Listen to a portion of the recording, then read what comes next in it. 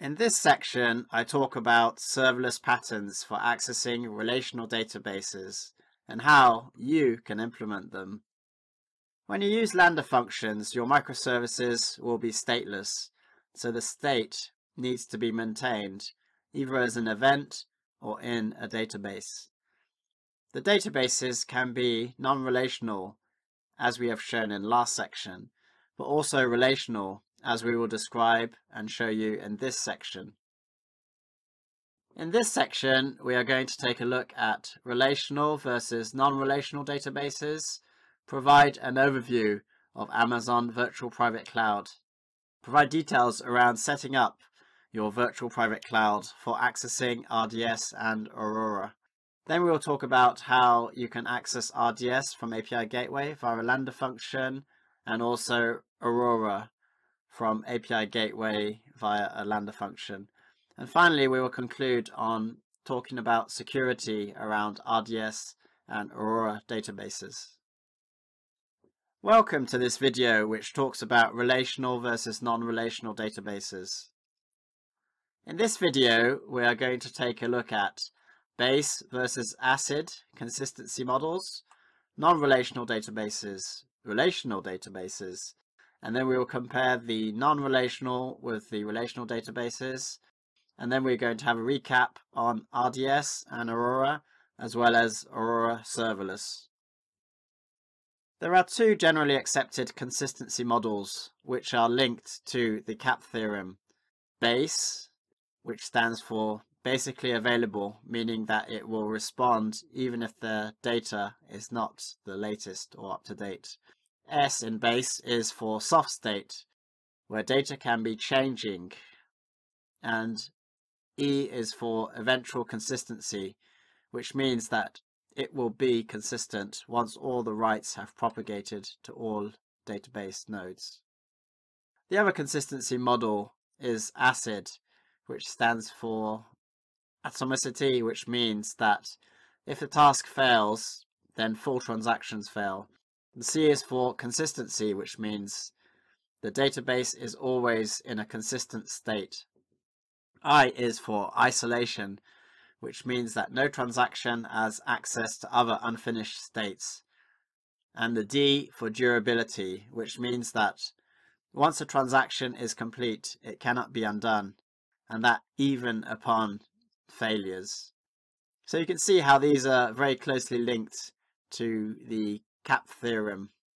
So as you've probably guessed, base is related to NoSQL or non-relational databases or data stores, and ACID to relational databases. Let's look at both and compare them in a little more detail now. Non-relational or NoSQL databases.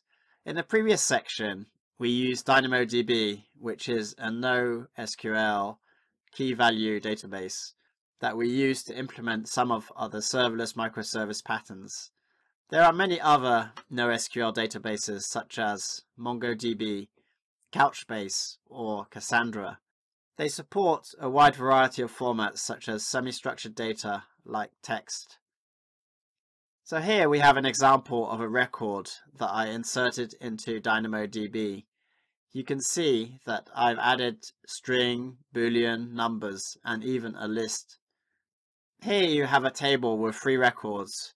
You can see that each row can have its own column, and you can see one of the issues that can occur. Here we have comment and also comments with an S. As the column name is slightly different, it's been added as a new column, which is, in this case, not what we wanted. But as there's no schema to validate inserted records, it's actually allowed in this particular scenario. NoSQL or databases are much more scalable than traditional relational databases, as they follow the base consistency model. They are very simple to set up, and you can think of them as each table having an independent life and being eventually consistent. So there's fewer engineering constraints in order to build the database. There are many types of NoSQL stores, such as the key value like DynamoDB, document such as MongoDB, and graph databases such as Neo4j, and there's even mixed database models where they apply a mixture of types. Here are some of the important features, in my view, related to relational databases. SQL is a standard language used for relational databases, as well as having a huge community originally dating back from the 1970s. This makes the skill portable between databases from different vendors with minor variations. For example, we can very quickly group the following custom data by country and order it by count with one SQL query shown here. This is the query, and this is what the results would look like in a table. Maturity. So first proposed by E.F. Codd in 1970. So there are many tools, patterns, best practices out there. They apply a strong schema and constraints. So if you have tables you want to make sure the schema is followed, then you can do that quite easily. You can also build the schema so that it can be queried efficiently, but also for data quality reasons. It also has referential integrity. So if you query a table, you want to make sure that all the data keys, the foreign keys, are valid so that they can be used in a join operation, for example. This can be enforced as the data is actually inserted. ACID, which stands for Atomicity, Consistency, Isolation, and Durability, is a set of properties of the database transactions intended to guarantee validity even in the event of errors and power failures. There are many more features, but those are the important ones in my view when you compare the two, relational and non-relational. If you want to find out more about the databases out there, please have a look at db-engines.com, which is a good website which describes different databases, different features they have, and ranks them by their popularity. So now that we have a good understanding of both, let's compare them directly. NoSQL is very fast for the partition key that it has, its range and indices, but some queries need a slow full data scan, such as in DynamoDB, when the keys are not within the range or the partition keys or in the different indices that you generate. So that makes it a lot slower. In a relational world, the queries, you have extensive flexibility with the SQL language. So you have various commands such as join, group by, different windowing function, date functions, which can be allowing you to provide real flexibility around how you want to query. And sometimes it can be done in one statement almost. If you wanted to do the same in NoSQL, you would have to shape the data before or do a full table scan, which is not desirable for efficiency reasons. Data type supports.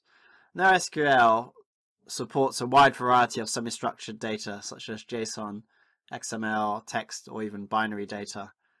Relational data is very fast for structured data, but unstructured or blob data needs an index or metadata extracted ahead of time, otherwise it's not efficient. In terms of structure, NoSQL is schema-free, flexible, and there's only a few constraints on the tables. So you have the freedom, as we have shown you with Dynamo, but this can lead to errors too. In the relational world, the structure adheres to a strict table schema, and this helps you enforce data quality checks and referential integrity, so data is validated as it's inserted or updated. In terms of tooling, NoSQL is very simple to query and set up. Essentially, I'd say it's focused on the developer productivity for many use cases. In the relational world, I'd say it's very well understood, an extensive community. There's a lot of mature ORMs or DTOs that developers can use for dealing with transactional data and also dealing with any complex tables or relationships. Again, it allows you to abstract almost the database schema within an object or class. And again, that helps with the validation. Finally, in terms of the scalability, NoSQL is much simpler to distribute as it can scale and replicate due to the base. It also supports very high read and writes if the partitions or shards are set correctly, obviously. But what you do lose is the ability to use SQL as a language and generally the ACID consistency. The NoSQL databases generally favor availability and partition tolerance. In comparison, the relational databases are much more complex to scale. There are different models available, such as the active-passive, or having read replicas from one write instance. The relational databases generally favor consistency and partition tolerance. At the end, it really depends on the use cases, and I think both should be used in most companies, as they have different benefits. Also, remember, with microservices architecture, you have the flexibility to choose your own data store per service too. So let's have a quick recap on relational databases available in AWS that we will discuss in this section. RDS is a managed database service in AWS, where AWS effectively handles the administrative tasks, the other tasks such as upgrade, patching, backups, and it allows you to choose the instance, disks, and database engines. The other one is Amazon Aurora, which offers 5 times the performance of MySQL. It's essentially a relational database built for the cloud with dynamic storage resizing up to 64 terabytes. It's highly available, durable, and scalable, supporting up to 15 distributed read replicas. However, RDS and Aurora still rely on you configuring instances, scheduling backups. So if you don't want to manage a service, what's going to arrive shortly is Amazon Aurora Serverless, where there's no need to manage the instances or the clusters like in RDS. It's auto-scaling in terms of instances, storage, and memory. The cost is based on the storage and resources. You actually consume, the pricing model is actually down to the second based on the consumption of resources. It's fully managed, so you don't need to, again, select the instances and capacity, and is built for high availability. At the time of speaking, Amazon Aurora Serverless is still in preview, but we will show you how you can connect to RDS, MySQL, and Aurora from a Lambda function, which should work for Aurora Serverless, as it will be MySQL compatible when it is released.